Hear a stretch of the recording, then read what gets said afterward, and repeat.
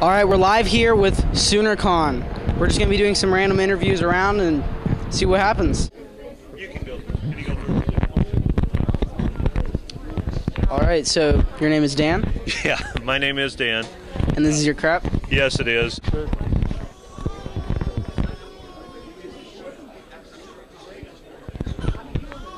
Uh-oh. We're gonna mess them up. What brings you here? My parents are dealers, and I help take care of my little brothers. So I saw the sign on your bag. It says you get $1 every time there's a compliment to your babysitting. Yes. So is it kind of like how am I driving with trucks? Yeah, pretty much.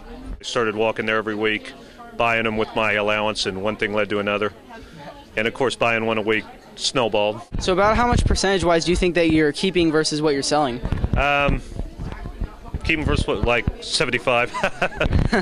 I don't know. Yeah, like 70, 75. I have a hard time giving them up. I sell handmade knives and leather goods. So do you actually make them yourself? Yes, I do. I do hand-forged Damascus. It's made of 1010, 1098 high-carbon steel, and I like to use deer antler and stag as well as exotic woods. We're here with actually the father of the son that we were seeing babysitting. So who exactly came up with the idea first? Actually, it was us, but his original idea was instead of us paying him for the weekend, for us to pay him $1 for every compliment that he got from someone that said how good of a big brother he was. He averages about $20 to $30 a weekend. It's pretty good pay.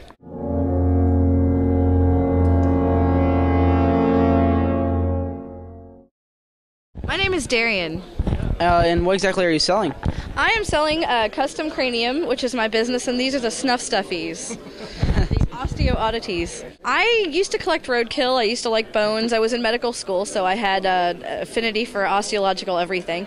And now I like them because they take the animals that come in my dreams and I make them into reality. These are all handmade. I do everything one at a time, and it all depends on animals I find and whether or not I have enough skulls, and roadkill's plenty in Oklahoma.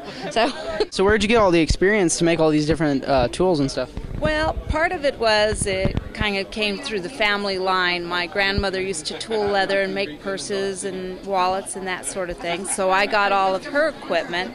And then about 10 years ago, I met a friend who was a knife maker, and then I apprenticed for about 5 years with him. SoonerCon with the Grim Reapers. So when do you think you're going to come and visit our house for my dad or my mom?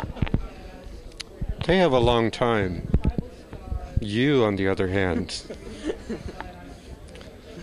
may not last that long unless you start behaving in a more responsible manner.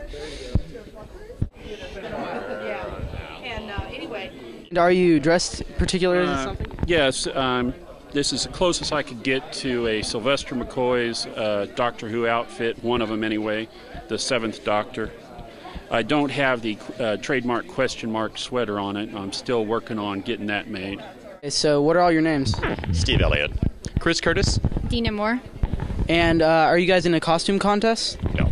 I entered. I'm just not wearing a number. I came more to kind of hang out with friends and meet folks than I did to enter a contest. Have you ever done anything like this before? Is this your first time? No, this is not my first time. So do you think you'll be purchasing anything here? Most likely, yeah. I always do when I come to these things. I first attended back in the early 90s the old SoonerCon, and that was the biggest thing in Oklahoma City at the time. But in the mid-90s, they just stopped doing it. And the people a lot of local fans decided to restart it a few years back, and I've been coming back to try and help support it, get the popularity back up to the good old days. So how long have you been working here? We are selling incense, stones, oils, basically everything for your metaphysical needs. So whenever you were younger, as like a child and teenager, were you still into the same exact things?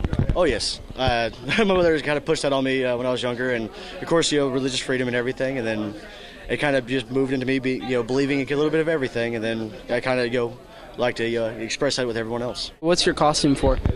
Transformers. Which is? Ravage. Who is? Awesome epic Jaguar Transformer who turns into a cassette tape.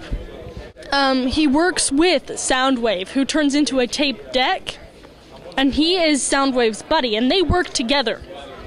Good for them. Yes, good for them. We're promoting Trick Con Treat. It's a Halloween convention here at the Biltmore the first weekend of October. Oh, so I see we have a dunk tank here. Guys are horrible.